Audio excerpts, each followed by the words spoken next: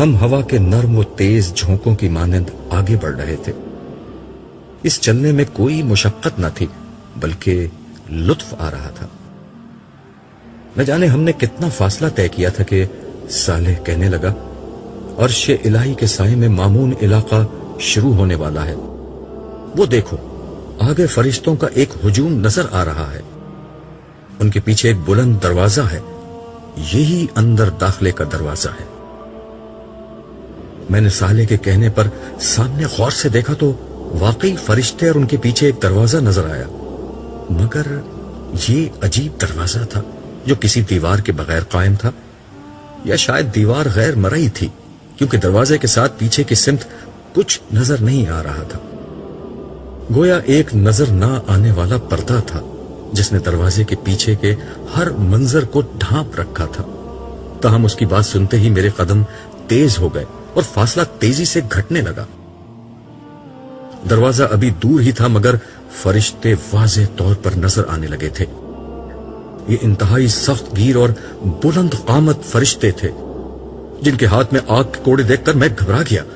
میں نے صالح کا ہاتھ مضبوطی سے پکڑ کر اسے روکتے ہوئے کہا، تم غالباً غلط سمت جا رہے ہو، یہ تو عذاب کے فرشتے لگتے ہیں۔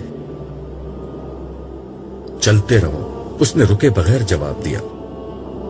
ناچار مجھے بھی اس کے پیچھے جانا پڑا، تاہم میں نے اتنا اہتمام کر لیا کہ اس سے 2 قدم پیچھے رہ کر چلنے لگا تاکہ اگر پلٹ کر بھاگنے کی نوبت آئے تو میں اس سے آگے ہی رہوں۔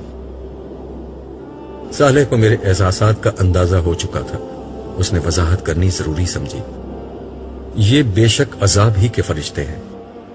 میں نے اس کی بات درمیان سے اچک کر کہا، اور یہاں اس لیے کھڑے ہیں کہ آگے جانے سے قبل میری پٹائی کر کے میرے گناہ جھاڑیں؟ وہ میری بات سن کر بے اختیار ہنسنے لگا اور بولا، دیکھو، اگر پٹائی ہونی ہے تو تمہارا بھاگنا مفید ثابت نہیں ہوگا۔ کوئی شخص ان فرشتوں کی رفتار اور طاقت کا مقابلہ نہیں کر سکتا۔ ویسے تمہاری اطلاع کے لیے عرض ہے کہ یہ تمہارے لیے یہاں نہیں کھڑے ہیں، بلکہ یہ اس لیے کھڑے ہیں کہ خدا کا کوئی مجرم اگر اس سمت آنے کی کوشش کرے تو اسے اتنا مارے کہ وہ دوبارہ اس طرف آنے کی ہمت نہ کرے۔ ہمارے قریب پہنچنے سے قبل ہی انہوں نے 2 حصوں میں بٹ کر ہمارے لیے ایک راستہ بنا دیا۔ ازراہ عنایت انہوں نے یہ اہتمام بھی کر دیا کہ کوڑوں کو اپنے پیچھے کر لیا۔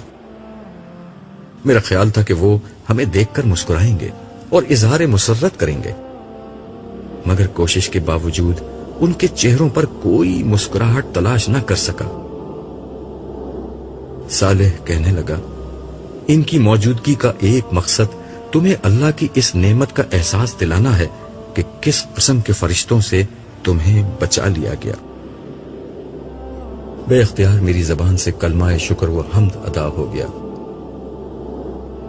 ان کے بیچ سے گزر کر ہم دروازے کے قریب پہنچے تو وہ خود بخود کھل گیا۔ اس کے کھلتے ہی میری نظروں کے سامنے ایک پرفضا مقام آ گیا۔ یہاں سے وہ علاقہ شروع ہو رہا تھا جہاں عرش الہی کی رحمتیں سایہ فگن تھی۔ روح تک اتر جانے والی ٹھنڈی ہوائیں اور محسور کن خوشبو مجھے چھونے لگی تھی۔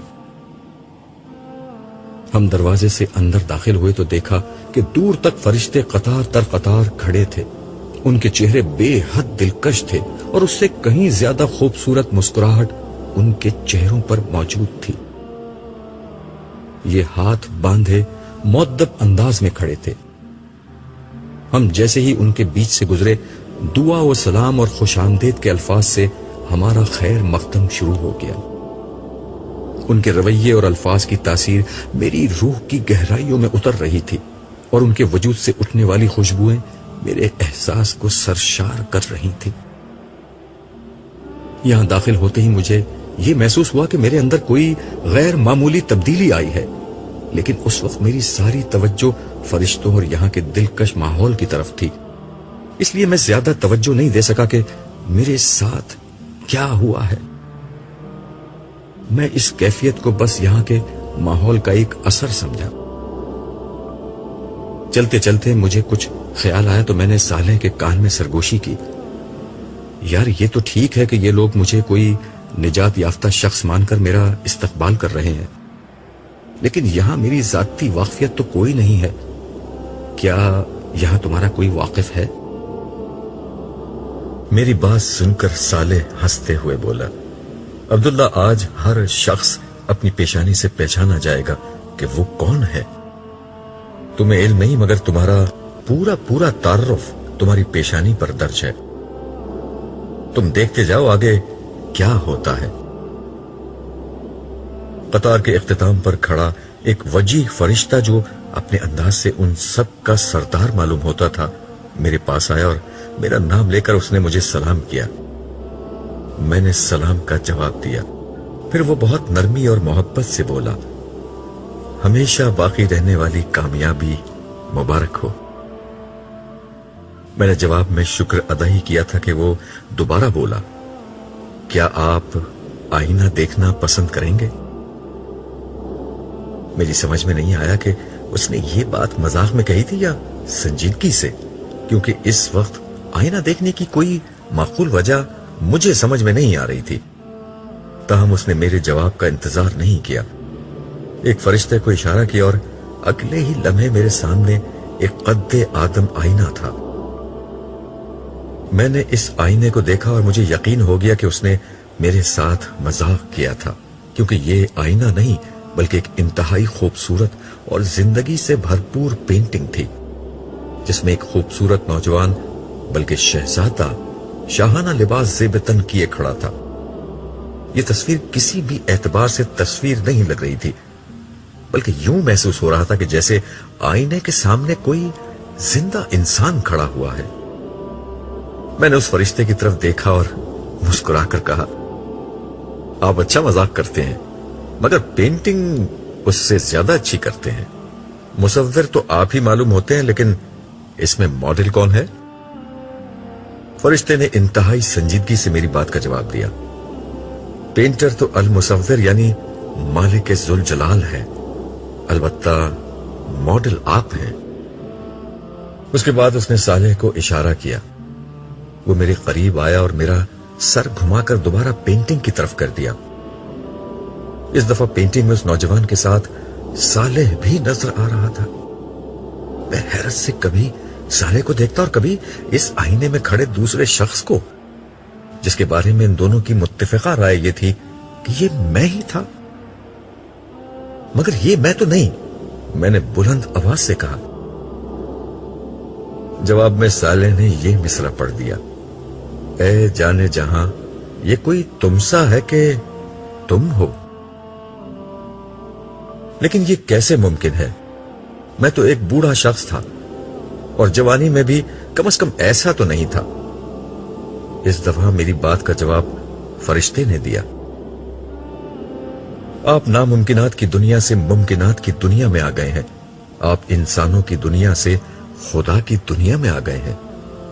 آج ہر شخص ویسا نہیں دکھائی دے گا جیسے وہ دنیا میں دوسرے انسانوں کو نظر آتا تھا، بلکہ آج ہر شخص ویسا نظر آئے گا جیسا وہ اپنے مالک کو نظر آتا تھا. اور مالک کی نظر میں انسانوں کی صورت گری ان کے گوشت پوش پر نہیں، بلکہ ان کے ایمان و اخلاق اور اعمال کی بنیاد پر ہوتی تھی. آپ اسے دنیا میں جیسے لگتے تھے ویسے ہی آج اس نے آپ کو بنا دیا ہے. ویسے یہ عارضی انتظام ہے. آپ کی فیصلہ کن شخصیت اس وقت سامنے آئے گی جب جنت میں آپ کے درجات کا فیصلہ حتمی طور پر ہوگا. سر دست تو آپ آگے جائیں، بہت سے دوسرے لوگ آپ کا انتظار کر رہے ہیں. ہم آگے کی سمت بڑھ رہے تھے. مجھے اندازہ ہو چکا تھا کہ اندر داخل ہوتے ہی مجھے جس تبدیلی کا احساس ہوا تھا وہ کیا تھی. میری چال میں بہت اعتماد تھا.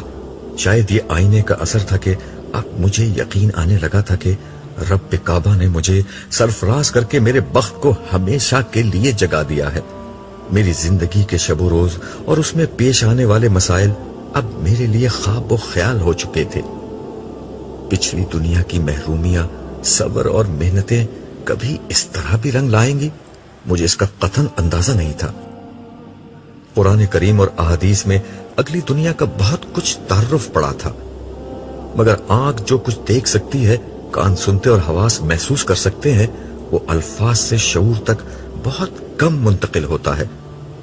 آج جب یہ سب حقائق سامنے ہیں تو یقین نہیں آتا کہ مجھے یہ اندازہ تو زندگی ہی میں ہو چکا تھا کہ آخرت کی بازی میں جیت جاؤں گا، مگر اس جیت کا مطلب اتنا شاندار ہوگا، اس کا مجھے بالکل بھی اندازہ نہیں تھا۔ تمہیں ابھی پورا اندازہ نہیں ہوا ہے، سارے پتہ نہیں کس طرح میرے خیالات پڑھ رہا تھا۔ اس کے جملے نے مجھے چونکا دیا۔ اس نے اپنی بات جاری رکھی۔ اصل زندگی تو ابھی شروع ہی نہیں ہوئی، ابھی تو تم حشر کے عارضی مرحلے میں ہو۔ اصل زندگی تو در حقیقت جنت میں شروع ہوگی۔ اس وقت خدا کا بدلہ دیکھنا، اس وقت خدا کو داد دینا۔ سر دست تو آگے دیکھو، ہم کہاں کھڑے ہیں۔ اس کی بات سے مجھے احساس ہوا کہ میں اپنے ماحول سے بالکل لا تعلق ہو کر چل رہا تھا۔ میں نے نظر اٹھا کر دیکھا، ہم اس وقت ایک وسیع و عریض اور سر سبز شاداب میدان میں تھے۔ آسمان پر سورج چمک رہا تھا، اس میں روشنی تھی پر دھوپ نہ تھی۔ آسمان پر کہیں بادل نہ تھے مگر زمین پر ہر جگہ سایہ تھا۔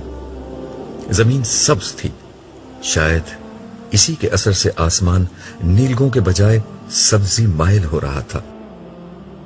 میدان کے وسط میں ایک فلک بوس پہاڑ تھا، محاورتاً نہیں، حقیقتاً فلک بوس، کیونکہ اس کی چوٹی جہاں سے ہم کھڑے دیکھ رہے تھے آسمان میں پیوست لگ رہی تھی۔ فضا میں ہر طرف بھینی بھینی خوشبو مہک رہی تھی۔ یہ خوشبو ہر اعتبار سے بالکل نہیں مگر انتہائی محصور کن تھی۔ ہماری سماعت ہمیں ان نغموں کا احساس دلا رہی تھی جو کانوں میں رس کھولنے والی موسیقی کے ساتھ چار سو بکھرے ہوئے تھے۔ مجھے یہ لگ رہا تھا کہ یہ خوشبو اور یہ موسیقی میری ناک اور کان کے راستے سے نہیں بلکہ براہ راست میرے اعصاب تک پہنچ رہی ہے۔ اس کی تاثیر میں مہک و آنگ اور سکون و سرور کے عناصر اس خوبصورت تناسب سے یکجا تھے کہ مجھے اپنا وجود تحلیل ہوتا محسوس ہو رہا تھا۔ میں ایک جگہ رک کر کھڑا ہو گیا اور آنکھیں بند کر کے اس ماحول میں گم ہو گیا۔ صالح نے میرا انہماک دیکھ کر کہا، اس پہاڑ کا نام آراف ہے، آؤ اس کے گرد چکر لگاتے ہیں۔ میں ساتھ ساتھ تمہیں یہاں کی ساری تفصیلات سے آگاہ کرتا رہوں گا۔ میں جواب دیے بغیر سحر زدہ انداز میں صالح کے ساتھ ہو لیا۔ ہم نے دائیں طرف سے اپنا سفر شروع کیا۔ ہم کچھ دور ہی چلے تھے کہ پہاڑ کے ایک حصے پر امت آدم لکھا ہوا نظر آیا۔ میں نے صالح سے پوچھا، کیا یہاں آدم علیہ السلام ہے؟ نہیں، سارے نبی پہاڑ کے اوپر بلند حصے پر موجود ہیں۔ تم دیکھو گے کہ ہر تھوڑی دیر بعد اسی طرح کسی نہ کسی نبی اور اس کی امت کا نام لکھا ہوا نظر آئے گا۔ ہر امت کے نجات یافتہ لوگ، تمہاری طرح کے نجات یافتہ لوگ یہاں آ کر جمع ہوں گے۔ اس نے جواب دیا۔ کیا مجھے امت محمدیہ کے کیمپ میں جانا ہوگا؟ اس پر میں نے اشتیاق سے پوچھا۔ صالح نے نفی میں سر ہلایا اور بولا، ان مقامات پر نجات یافتہ لوگ کھڑے ہوں گے اور روز حشر کے اختتام پر یہیں سے جنت میں جائیں گے۔ تمہیں پہاڑ کے اوپر جانا ہوگا۔ وہاں سارے نبی اور ان کی امتوں میں سے وہ لوگ جمع ہیں جنہوں نے نبیوں کے اتباع میں لوگوں پر حق کی شہادت دی۔ یہ لوگ یہاں سے انسانوں کے بارے میں خدا کا فیصلہ دیکھتے رہیں گے۔ اسی جگہ سے انہیں انسانوں پر گواہی دینے کے لیے بلایا جائے گا۔ ہر نامراد شخص جہنم کی طرف اور ہر کامیاب شخص پہاڑ کے نیچے اپنے اپنے نبی کے کیمپ میں آتا جائے گا۔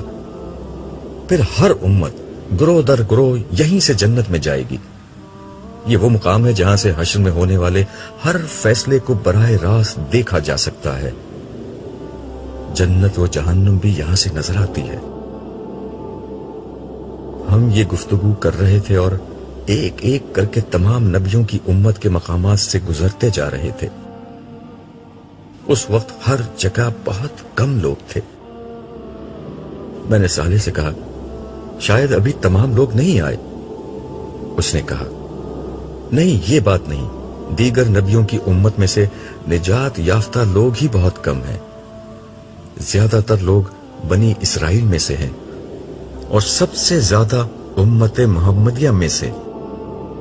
یہ دونوں کیمپ ابھی تک نہیں آئے ہیں، لیکن اس وقت تک وہاں بھی زیادہ لوگ نہیں ہیں، لیکن تھوڑی دیر میں ہو جائیں گے. آؤ اب اوپر چلتے ہیں، اس پہاڑ کا چکر تو بہت طویل ہو جائے گا. مجھے بلند مقامات پر چڑھنے کا ہمیشہ سے شوق رہا تھا، لیکن شاید یہ میری زندگی کی سب سے عجیب بلندی تھی. بظاہر بہت بلند اور آسمان تک اونچی تھی، مگر یہاں سے ہم زمین کو اس طرح دیکھ رہے تھے جیسے چند منزل ہی اوپر کھڑے ہو.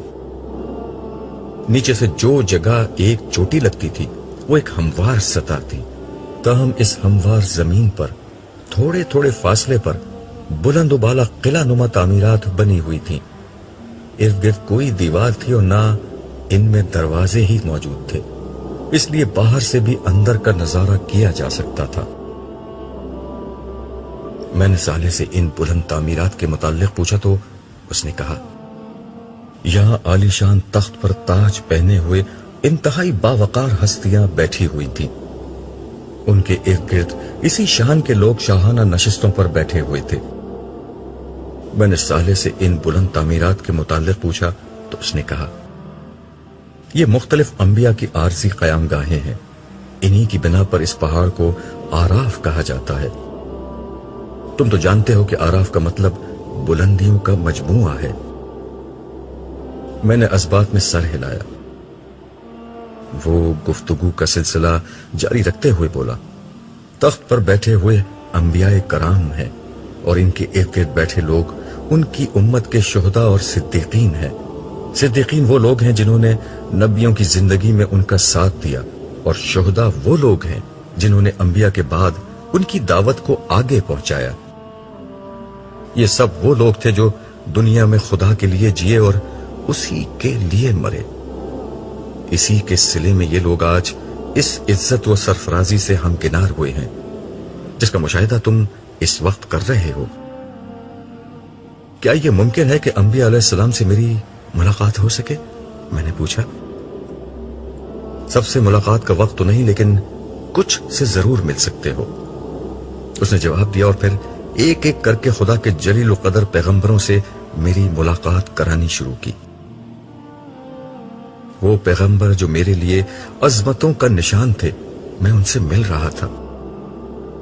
آدم، نوح، ہود، صالح، اسحاق، یعقوب، یوسف، شعیب، موسیٰ، ہارون، یونس، داؤد، سلیمان، زکریا، یحییٰ، عیسیٰ، اور سب سے بڑھ کر ابو الانبیاء سیدنا ابراہیم علیہ السلام.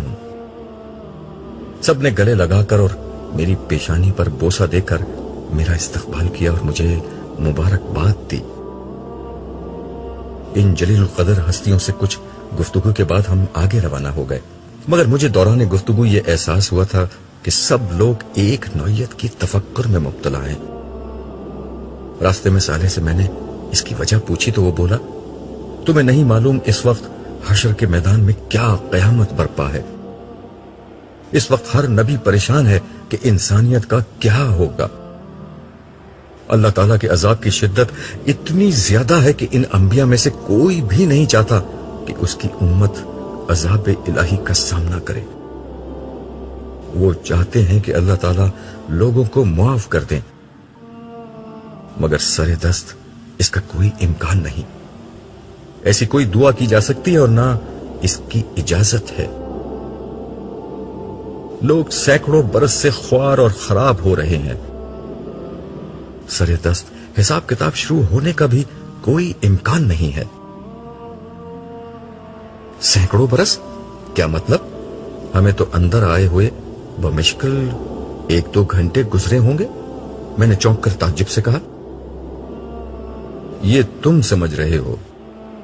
آج کا دن کامیاب لوگوں کے لیے گھنٹوں کا ہے اور باہر موجود لوگوں کے لیے انتہائی سخت و مصیبت کا ایک بے حد طویل دن ہے. باہر صدیاں گزر گئی ہیں مگر تم ابھی یہ بات نہیں سمجھو گے، اس نے وضاحت کرتے ہوئے جواب دیا. میں اس کی بات کو ہضم نہیں کر سکا، مگر ظاہر ہے میں جس دنیا میں تھا وہاں सब कुछ मुमकिन था और न जाने और कितनी ताज्जुब अंगेज बातें मेरे सामने आने वाली थीं।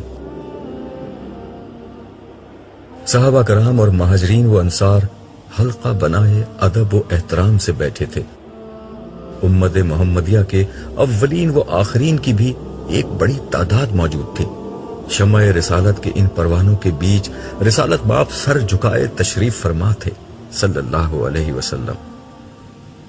बज़ाहिर हर चीज बिल्कुल ठीक थी, मगर मैं महसूस कर सकता था कि यहां भी उसी नौइयत का तफक्कुर फैला हुआ था जिसे मैं पीछे देख आया था।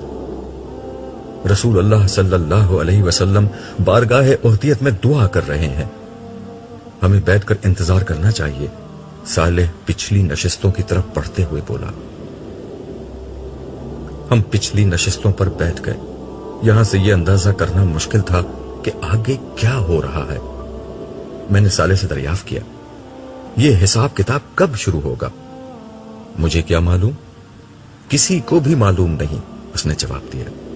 उसकी बात सुनकर मैं खामोश हो गया और नशिस्त की पुश्त से सर टिकाकर आंखें बंद करके बैठ गया। न जाने कितना वक्त गुजरा था कि साले की आवाज मेरे कान में आई। अब्दुल्ला उठो, देखो तुमसे कौन मिलने आया है। उसकी आवाज पर मैं चौंक कर खड़ा हो गया। सामने देखा तो एक इंतहाई बावकार हस्ती मेरे सामने खड़ी थी। उनके चेहरे पर मुस्कुराहट और आंखों से मोहब्बत के आसार झलक रहे थे।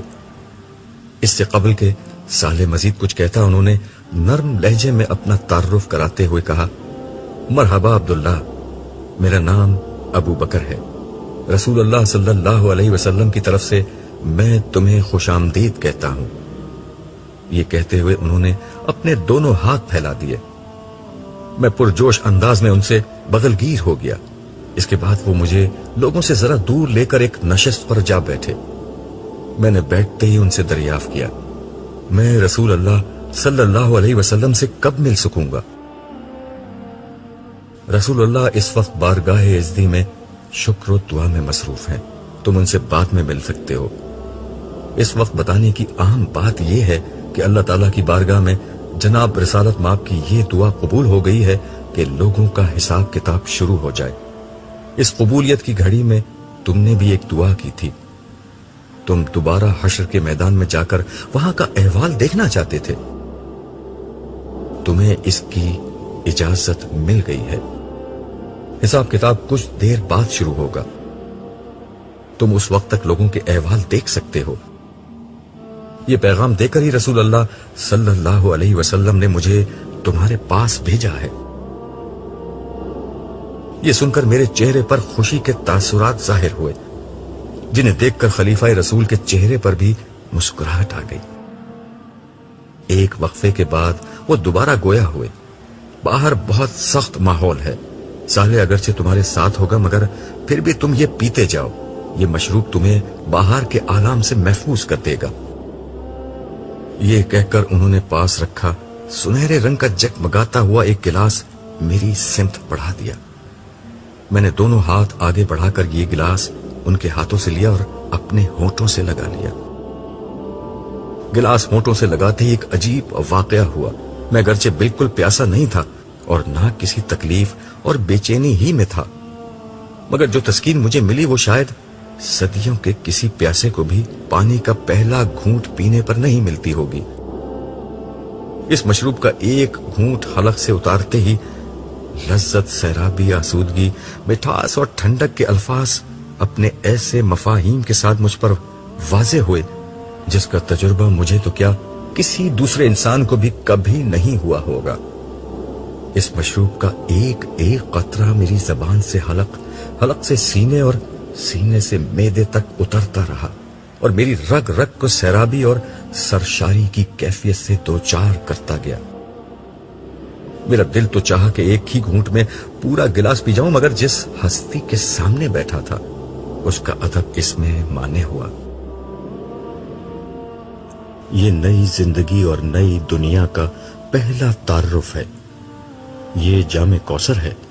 इसे पीने के बाद हशर में गर्मी और प्यास तुम्हें नहीं सताएगी। ये अल्फाज सुनते ही मुझे سمجھ میں آ گیا کہ مجھ پر اس مشروب کا یہ غیر معمولی اثر کیوں ہوا تھا۔ یہ جنت کی نہر کوثر کا پانی تھا اور بلا شبہ ان تمام خصائص کا حامل تھا جن کا ذکر میں ہمیشہ سنتا رہا تھا۔ اس لمحے مجھے یہ بھی اندازہ ہوا کہ جنت کی نعمتیں کیا ہوں گی۔ پچھلی دنیا میں کھانے پینے کی لذت دو چیزوں میں پوشیدہ تھی، ایک یہ کہ انسان کو شدید بھوک اور پیاس لگی ہو، اور دوسرے اسے کھانے پینے کے لیے بہت لذیذ شے مل جائے۔ مگر جنت کی ہر شے اپنی ذات میں انتہائی لذیذ ہونے کے ساتھ ساتھ انسان کو بغیر بھوک اور پیاس کے وہ لذت اور تسکین بھی فراہم کرے گی جو صرف ایک انتہائی بھوکے اور پیاسے شخص کو ہی مل سکتی ہے۔ اب مجھے معلوم ہو گیا کہ جنت میں نہ بھوک ہوگی نہ پیاس، مگر اس کے باوجود انسان جتنا چاہے گا شوق سے کھائے گا، اور اس کی کوئی سیری ایسی نہیں ہوگی جو اسے گرانی اور بھاری پن میں مبتلا کر دے۔